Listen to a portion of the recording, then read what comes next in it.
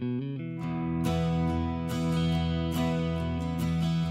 no other way to put it. This is a night that makes you think of murder. The clouds shrouding the moon, the trees looming over you, the dark shadows where anything could be lurking. Murder, all of it. Quickening your step, you dash into the Anselm Society digital pub and into the safe embrace of their riotous conversation on arts, faith, and whether Adnan Syed is innocent. In the corner are 3 people sitting by the fire. One of them won't shut up about all of his Jack the Ripper theories. That person is me, your co-host, Matt Mellema. Welcome to Believe to See, a podcast of the Anselm Society Arts Guild. The Anselm Society is a coalition of churches all along the Front Range of Colorado, dedicated merely to a renaissance of the Christian imagination. To further that, we have all sorts of programs, concerts, events, lectures, resources available throughout the year. And if you want to take a look at that, see what's coming up, please visit our website, anselmsociety.org. You can also check out the 2 other podcasts that we have, and maybe you can rate and review our show. We really appreciate that. It really helps increase the visibility of the show. So, maybe do it. I'd appreciate it. I see people write things, and it's very, very nice, so please do it.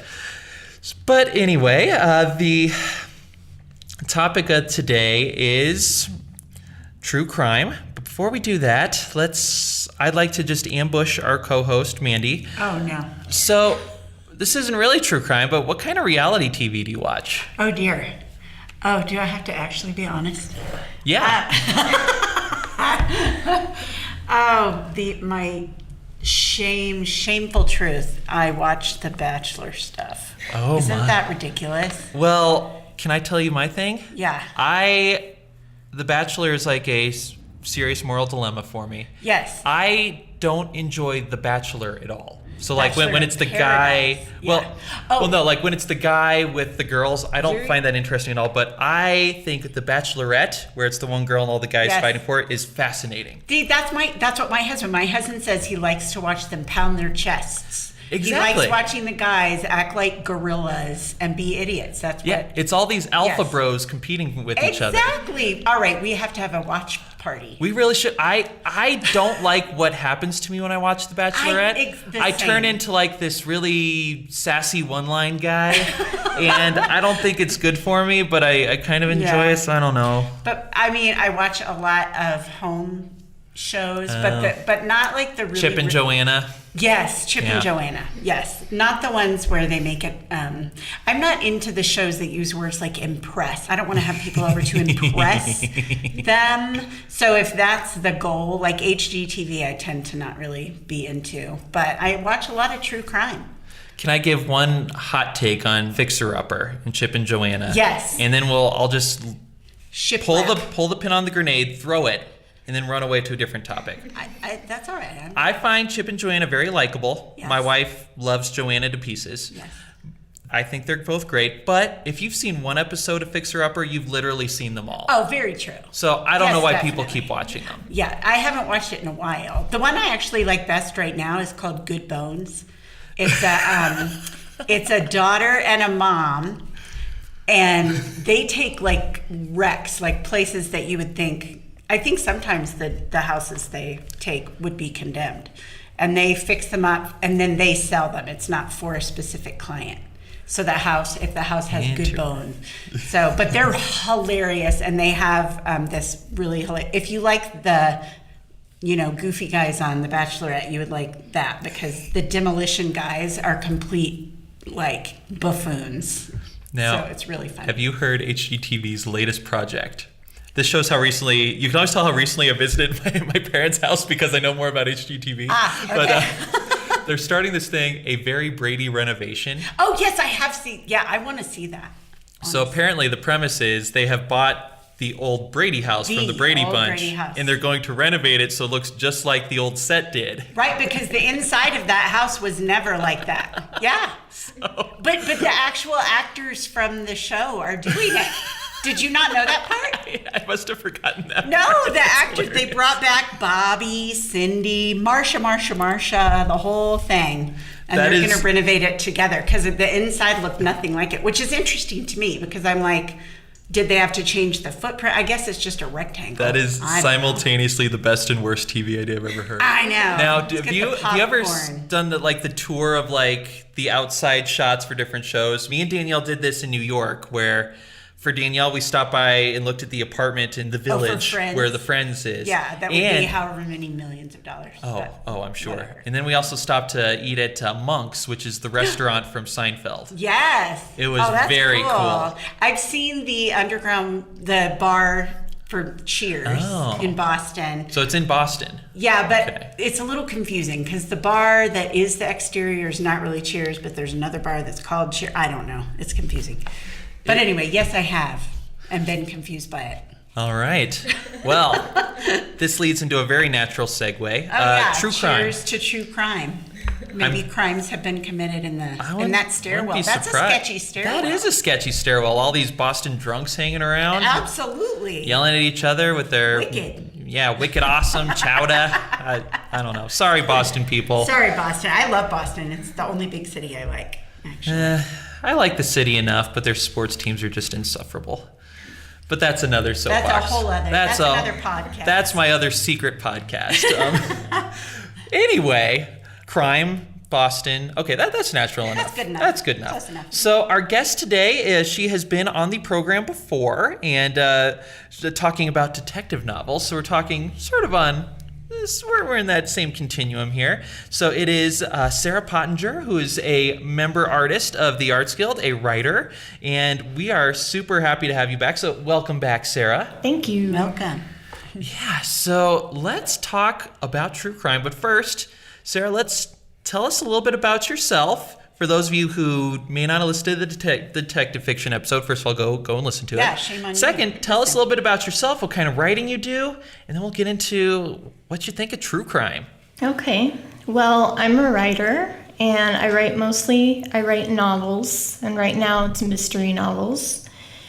And yeah, I've just had a lifelong love for mysteries and crime stories in general, and I like writing mysteries with some kind of twist, because a straight up murder mystery is not enough for me, apparently. I have to make it more complicated, but that makes it fun too. And I was just thinking about the first story I ever wrote, because I was like going back in my mind to my childhood. The first story I ever wrote was a ghost story set in the library, which, if that isn't nerdy and me in a nutshell, I don't know what is. How old were you?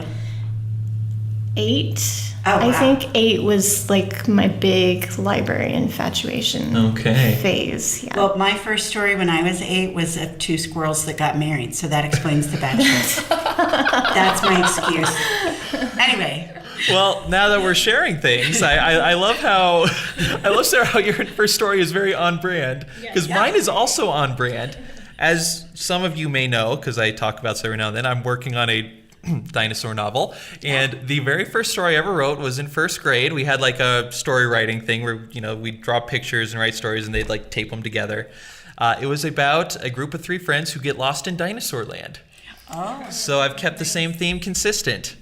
So yes, let's hear it for on-brand writers. Although I don't write romance, I just watch The Bachelor. You don't write squirrel romance? No squirrel romance. It's very niche, but you can find anything on those self-published Kindle ebooks. So that's sort of what your writing does. So how is that connected to your true crime? Well, it was kind of a natural progression for me from mystery into true crime. There was a big case here in Colorado Springs when I was a child, the Christopher Abeda kidnapping. It was a baby who was taken from the foot of his parents' bed in the middle of the night. And that happened to be about I think it was only a couple of weeks before I had a lengthy hospital stay.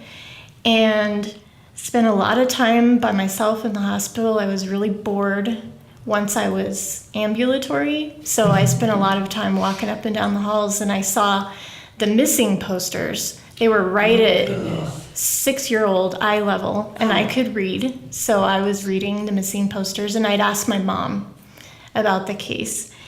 And so, yeah, very early I was fascinated and confused and just wondered how someone would dare steal a baby in the middle of the night. And it just... Legit question. I mean... Yeah. How scary for a 6-year-old. Yeah. I can see how that Yeah. imprinted. For sure, yeah, I was at that impressionable age. And then I guess from there, it was more of like a passing interest, I guess, until high school. I've been reading mysteries all along.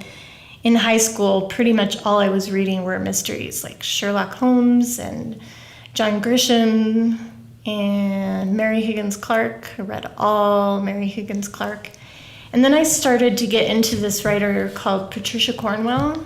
Oh, yeah. She writes about a medical examiner, and those are a lot more on the forensic science side, and they're a lot darker and grittier.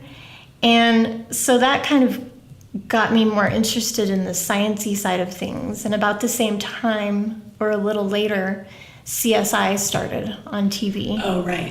Which was also fascinating. Yeah.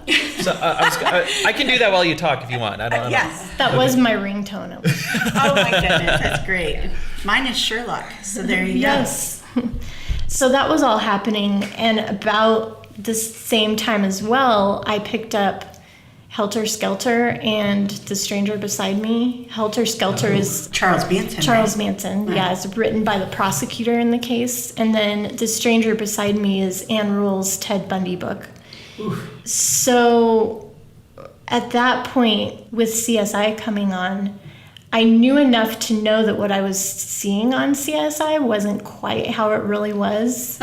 So that's when I really started getting more into watching, Forensic Files and things like that. And it's just gotten more and more, not of an obsession, but more of an interest from there, I think.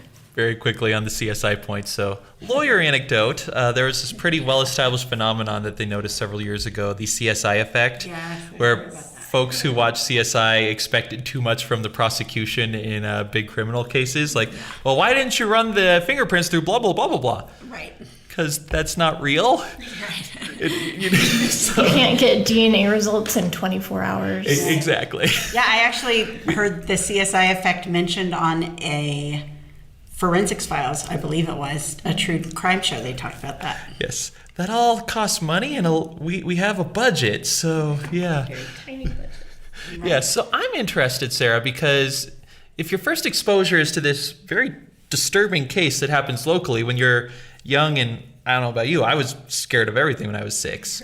So it's interesting. I could see how for some people that would scare them away from this area entirely, but that seems to have drawn you in. Is that fair to say? Yeah, and I think that's a common thread you'll find when you talk to people who are interested in true crime, is that there's something they read about or something they came across or something that happened near them that really affected them in some kind of way. For me, it was just not that I was close to that child's age or anything, but just the idea that someone could walk into someone else's house and steal a child and him never be found.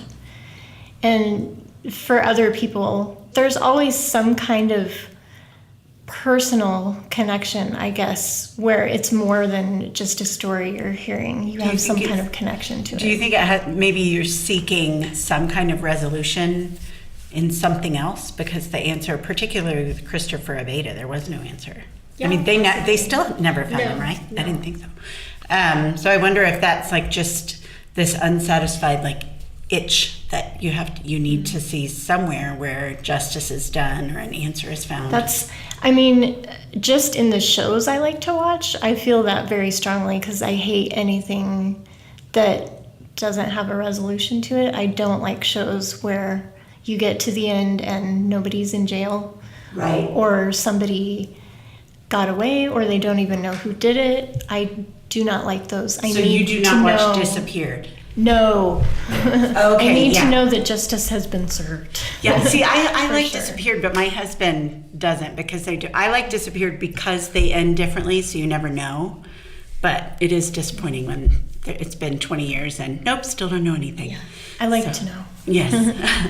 Yeah, it is interesting how you're talking about, like, there was this initial case that sort of grabbed you in sort of this personal way that goes beyond like, one person who you don't know died. For me, I'm thinking I was very young, like young elementary school during like the OJ trials, like young enough. I didn't really know who OJ was until then. I was an adult, but that's okay.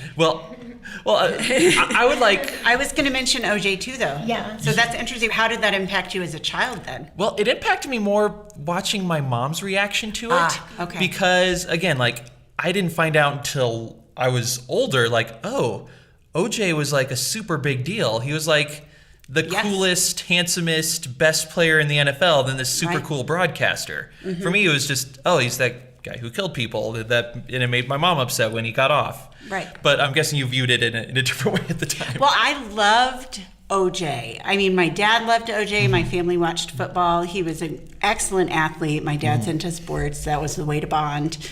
Watch football with Dad. He also did, goofy movies, and he did acting in the Hertz commercials running through the airport.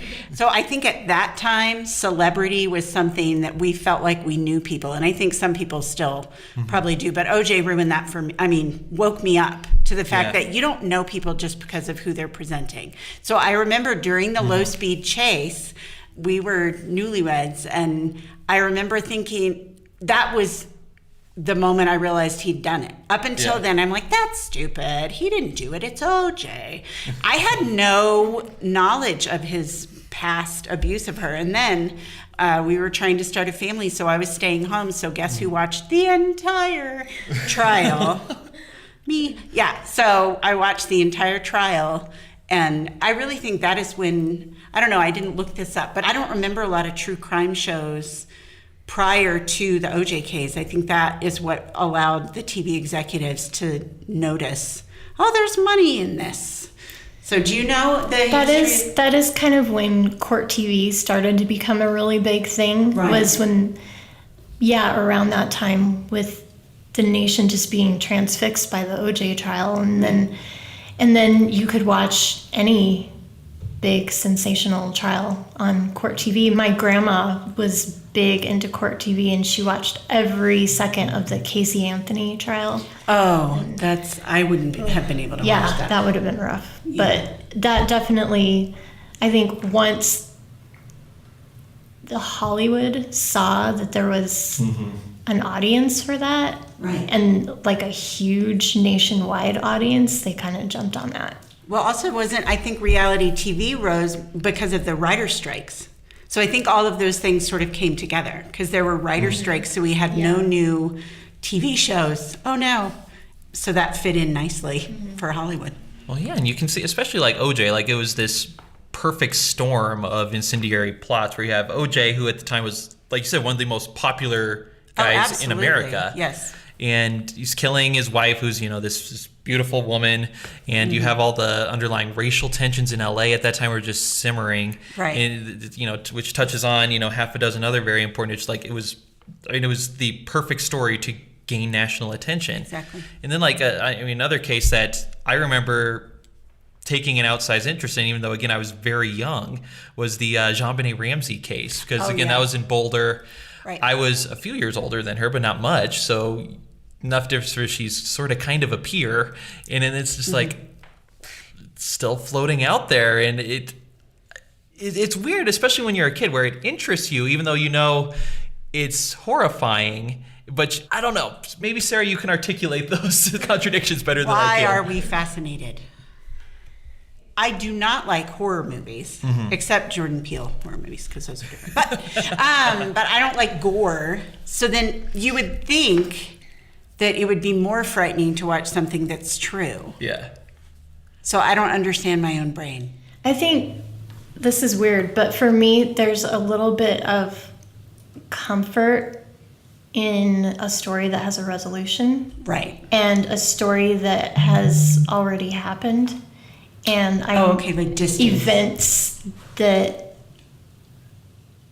are set and can't be changed, and it doesn't feel as immediate as a TV drama, I guess. I feel like when I watch a TV drama, my emotions are way more involved, and it's stressful, and I don't like it. But whereas when I watch a true crime show, somebody's telling me something that's already happened. Right. Nothing about the way I feel is going to change what happened. It's just somebody telling me what happened. And I like that. I like that feeling. Right. And I think, as far as being fascinated by it, I think part of it is, with murder especially, it's so other. Right. That we're driven by some kind of need to try to understand it and make sense out of it, even though most of the time it doesn't make any sense. And I think that's just endlessly fascinating, is that aspect. So, endlessly fascinating was a good term, because my next set of questions has to do with true crime's importance in the culture right now, as opposed to, when it has been in the past. So I think the temptation, for me at least, to say, well, true crime is more important now than it's ever been. And in a sense, that's probably true, in the sense that like podcasts are a perfect format for local reporters to, find their own story and tell them in different ways that weren't available. But if you look back, true crime's been a thing for a long time. I mean, Jack the Ripper, for crying out loud. And you look at sort of the cultural milieu that, like, some of the first detective stories were coming in. It's like sensational crimes really got the public's attention for a while. So, given this sort of background of it, do you think we are at a true crime cultural moment, or do you think we're pretty much in the same trajectory we've been? Well, I think if you look back at, like, the history of true crime, which I did a little bit, it's kind of always been popular. Mm-hmm. But I think the difference now is that it's becoming more mainstream, and it's not something that is popular but also feels a little bit shameful. I was talking to Like, my mom it's today more- about how, like, I feel like it used to be sort of like soap operas. Like, nobody actually, or like that. Yeah, exactly. You pretend you don't watch it in polite company, but you do. But with true crime, I think more people admit to watching it. Yes, now, for sure. Right. Yes, it's become less of a closet guilty pleasure and more Exactly. something you can talk about in polite company. Exactly. And I think that's a cycle that kind of happens periodically throughout the centuries, like the Victorian era. I mean, everybody was into true crime. There's this really great book called The Invention of Murder, and it talks a lot about Victorian era London and how printing was getting a lot cheaper and easier to do, so anybody could run off some pamphlets or whatever. And at the same time, detective fiction was becoming a big thing with Sherlock Holmes and Edgar Allan Poe's stories. And also, the London police force was changing from these kind of basically guys who just kept people from rioting and stuff to an organized police force who actually investigated crimes rather than just Trying to prevent and Stop the populace from killing each other. Right. Yeah, exactly. So they were seeking justice. Yeah. Okay. And so that was all happening at once. Right. And then you have something like Jack the Ripper, and everyone just falls onto that, and it becomes this huge thing. Right. So what I'm wondering with something like Jack the Ripper, because, I mean, it's not like there were no serial killers before Jack the Ripper. There obviously were. It's just they didn't get caught up in, like, the news cycle like they do today. What are your impressions about why that case in particular captured the national attention? Because he's killing prostitutes, so there's the sort of lower class. That's awful to put it that way, but that's how I'm guessing a lot of Victorians would think of it, and probably how we think about it when we're being awful. But what is about those crimes to the lower classes that captured the public's attention so much, you think? I think part of it was incredibly gruesome, and that has that aspect of the other, and trying How is a human capable of this trying sort to of thing? understand. And you probably never can quite understand, but reading all you can about it feels like you're trying to understand, I guess.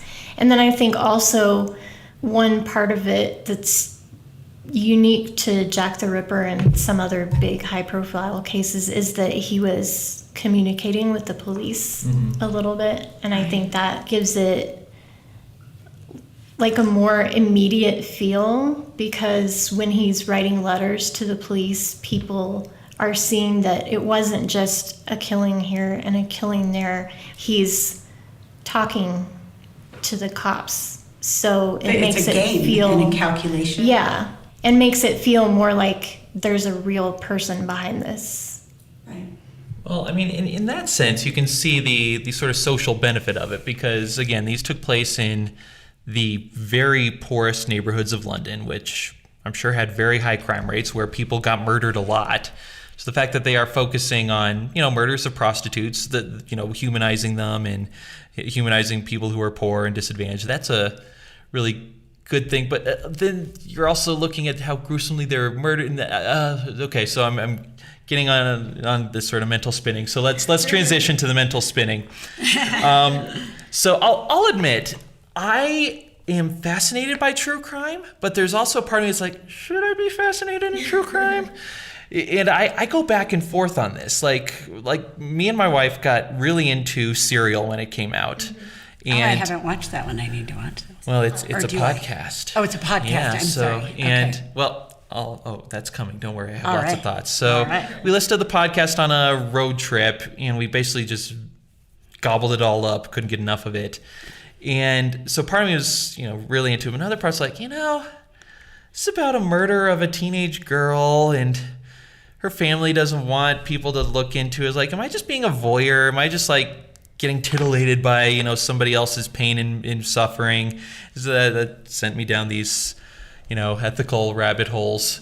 So I'm guessing you encounter that sort of, thought process pretty frequently. So I was actually thrilled when you came to the Guild meeting and wrote an essay about the benefits and why we should look at true crime, because I'd love to hear someone who thought about this and can give me another voice here. So let's go through these sort of criticisms one by one, and I'm expecting you to shoot each one down. Okay. Choop, choop, choop. So, one, is true crime voyeuristic? Like, are we just sort of like gawking at people's pain? It can be. I think it depends on how you approach it. If you approach it in the right way, with empathy for the victim as another human being, and with a lot of empathy and respect for their loved ones, that it can be respectful. I think when it becomes voyeuristic is when a good story becomes more important than the people involved in it.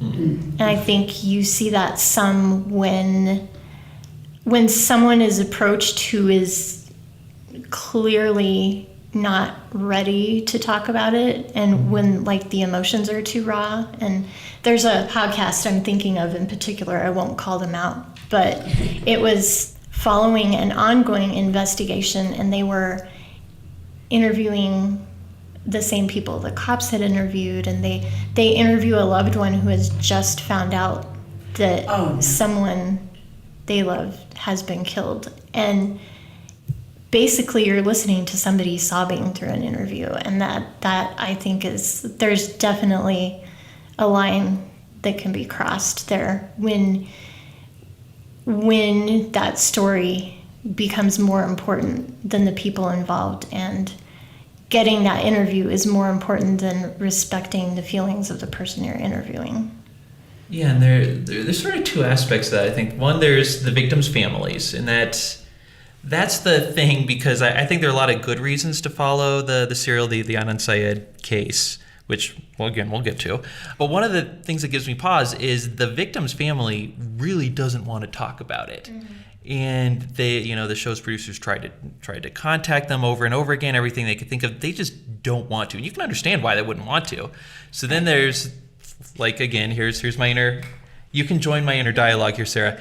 Well, if the victim's family doesn't want to share, why should I go chomping for information that they don't want to give?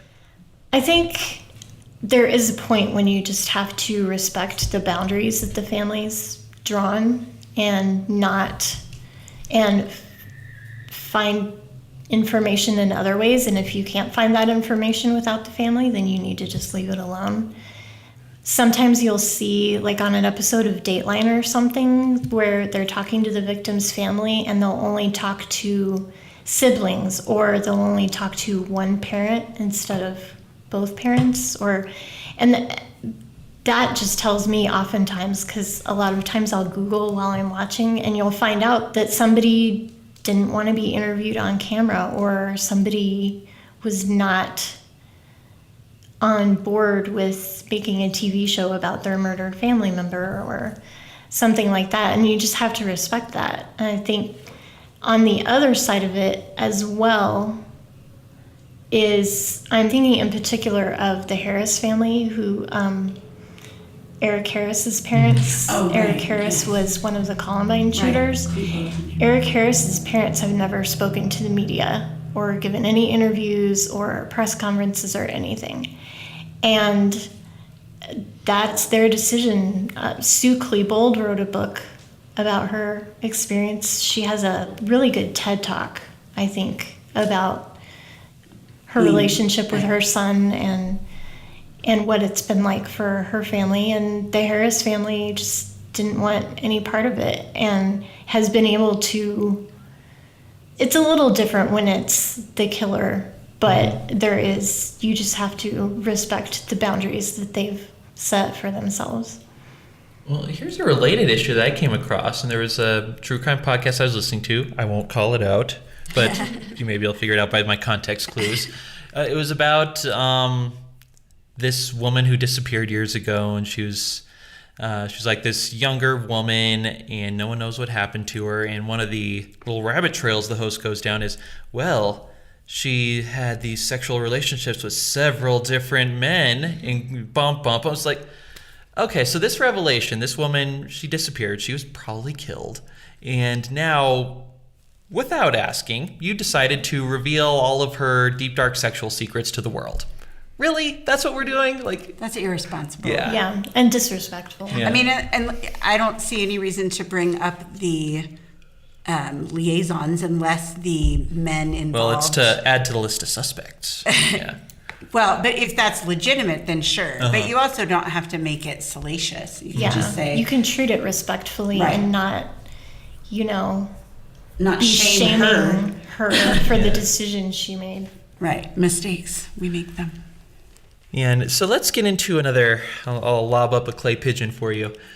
So something else that seems to happen a lot is where you kind of turn the murderer into like this sort of folk hero.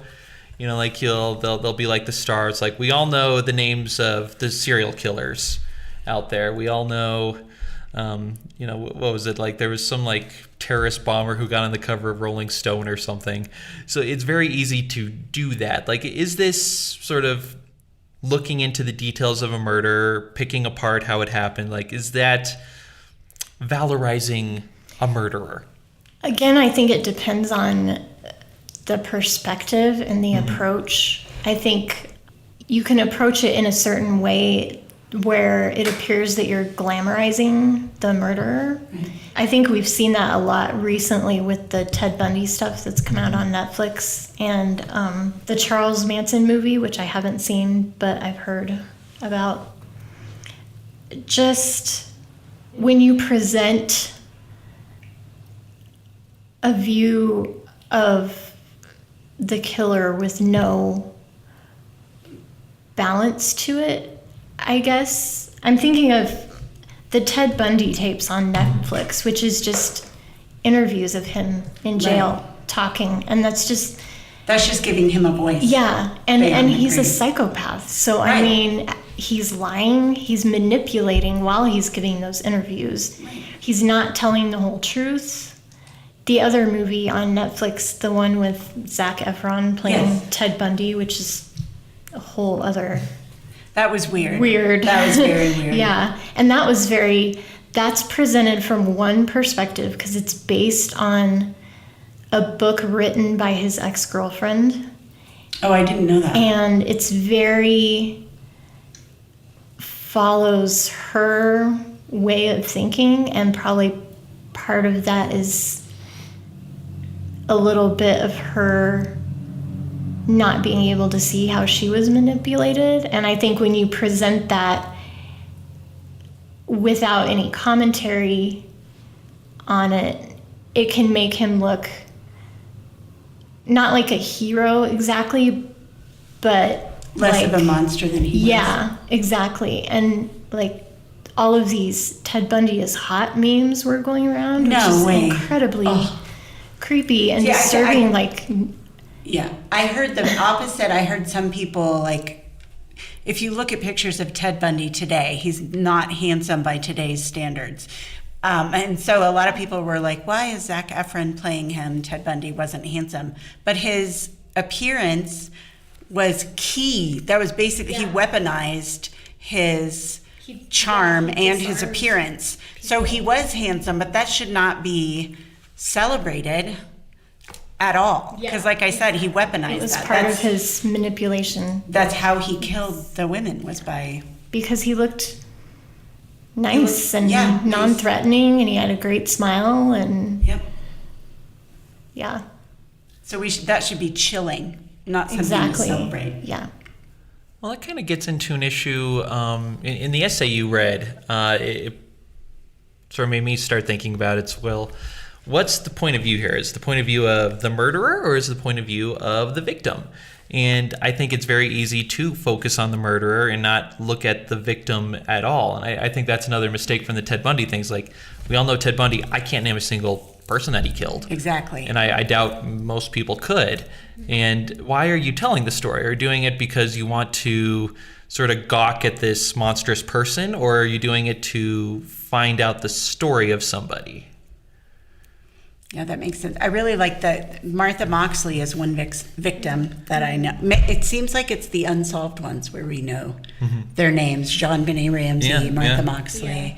Yeah. But then there's another perspective you can look at it from, and that's from the detectives. But I think that tends to automatically have a balance, that they're trying to get the bad guy for the sake of the family and the victim. So, There's a lot of overlap there. right. Well, and then it gets, if that's your thing, then you have this problem where, okay, so we're following the detective. Is it because we're searching for justice, or is it because, oh, I get to be titillated by a mystery, a puzzle to solve? Well, there is that aspect. I mean, I love my Joe Kenda. I don't know. Yeah. My. My.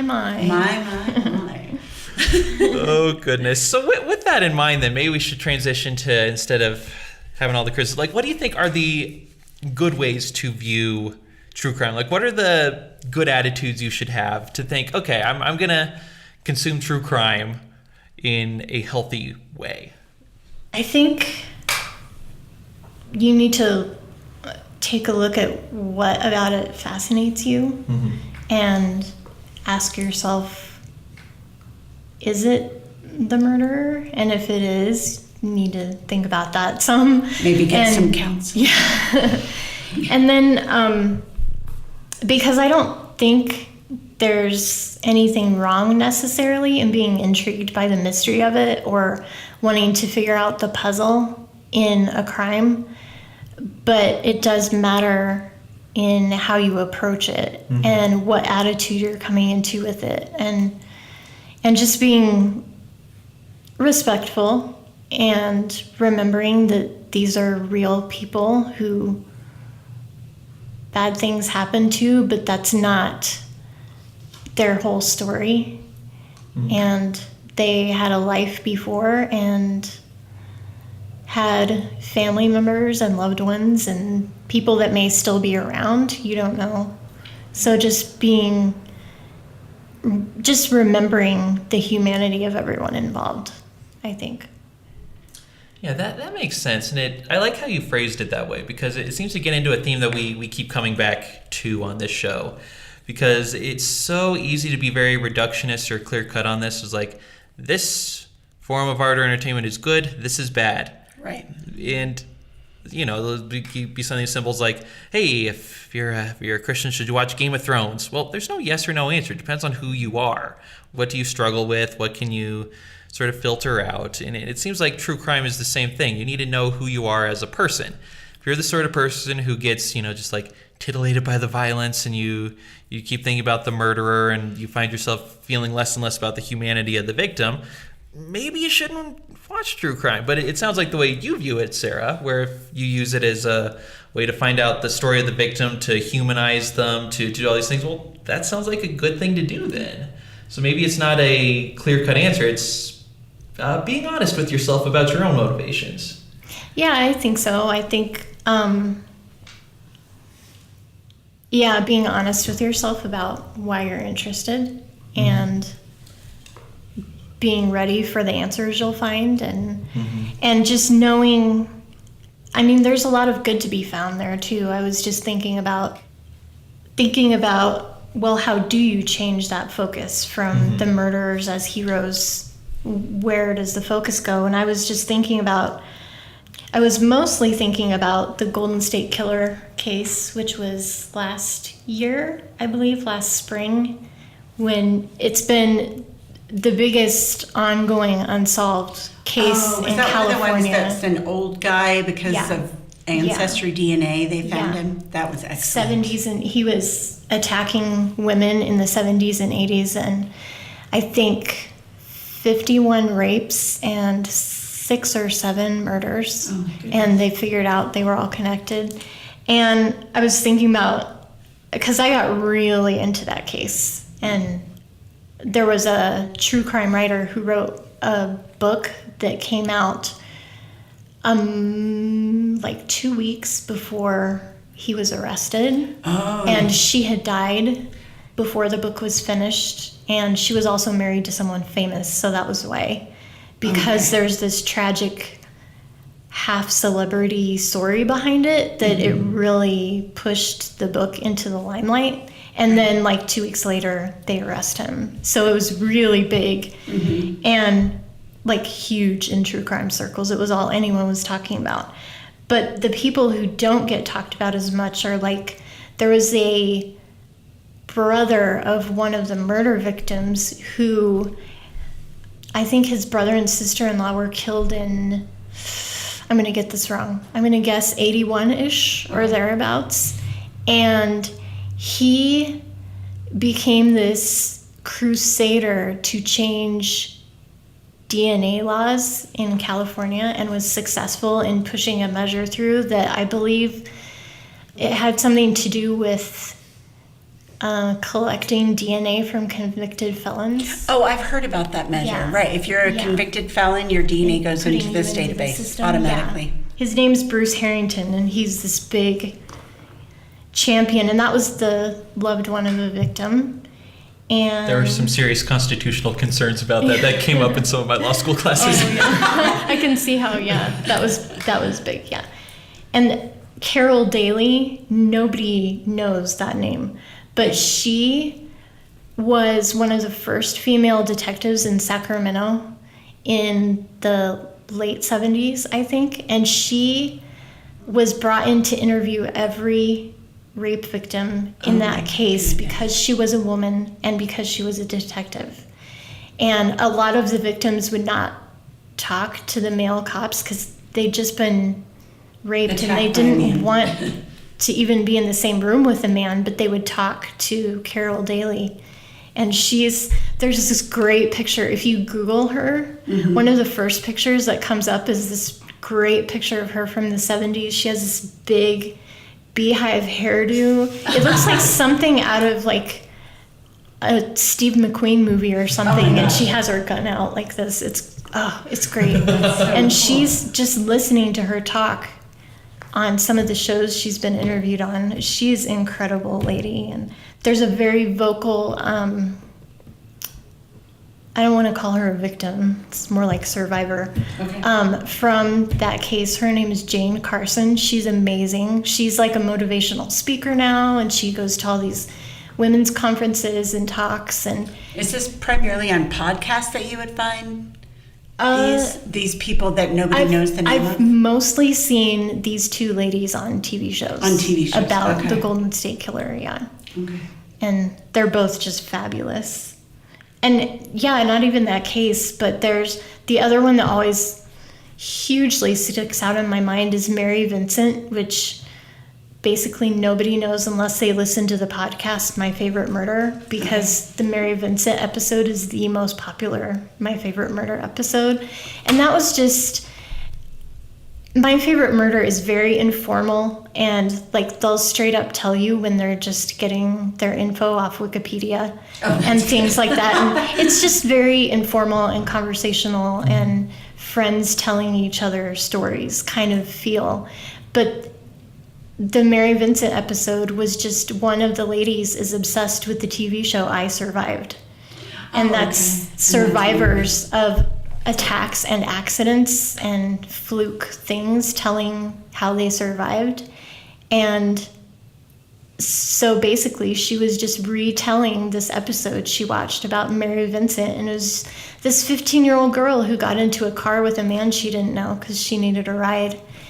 And the only reason she didn't die is because she just had an incredible will to live. And I mean, she lost both of her arms, both of her hands actually, but was still able to pull herself up a 30-foot cliff to get to the road to get help. Oh, now I need to listen to this. Yeah, it's incredible. And and that's where those kinds of stories need to be told more and celebrated more. And like, where's our Mary Vincent movie? That would be an amazing, rated R for violence, but incredible story. She's married and has kids now. And let's write Netflix. No more Ted Bundy. We want Mary Vincent. Mary Vincent and Carol Daly. I mean, you could have a great cop drama or cop comedy with Carol Daly in the 70s with her gun and her beehive hairdo and the whole being a woman in a man's world kind of thing. And Well, one of my favorite true crime shows is Cold Justice, which is Kelly, I can't remember her last name. Yeah. Sigler?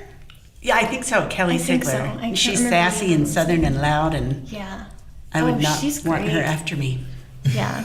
She was a prosecutor. Yeah, she was a prosecutor, but now she goes and tries to solve cold cases. She's amazing. Oh, the empathy she has when she talks to the families. Yeah, she's incredible.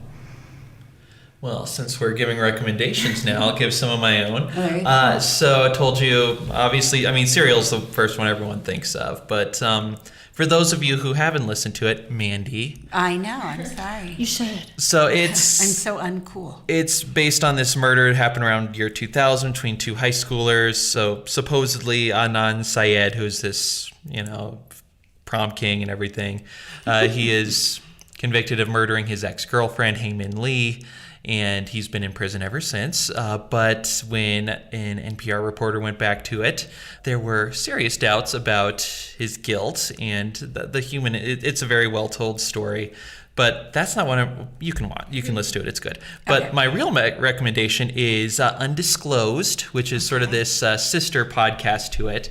The person who first alerted Sarah Koenig to the story, her name is Rabia Chowdhury. She's an attorney and an old family friend of Adnan Syed's. And she got a couple attorneys together, and they looked at it as well. And maybe I'm biased because I'm an attorney. They did a way better job than Sarah Koenig did. So Sarah Koenig leaves like, well, maybe he did it, maybe he didn't. I don't know. Who's to say? Well, here's the deal. Listen, Undisclosed, he didn't do it, okay? It's very obvious, and when you look at the evidence properly, he didn't do it. And one of the other sort of benefits I found, Sarah, to sort of add to the ones you were talking about, I feel a little differently when I'm looking at true crime through the lens of, hey, is an innocent person in jail when someone else did it? So trying to vindicate someone who's in jail wrongly. Again, maybe this is my lawyer stuff, but so looking at stuff like the Innocence Project and Undisclosed has done different things. Like, I think that's very important, and I think that's another sort of element of true crime that is very worthwhile. And listen to Undisclosed. They look at several other cases after Adnan's, but Adnan's is the most well-known. They do an excellent job with it. Yes. And so I think that actually takes us to the close of this episode. So Sarah, once again, thank you so much for joining us. This Thank you. Super interesting. Mandy, maybe me and you can have the Bachelor podcast on the next episode. All right. But in the meantime, I mentioned to you last time, trying to think of a good show close. I don't yet have it. I'm working on it. Give me time. But in the meantime, thank you all for listening, and we'll catch you next time.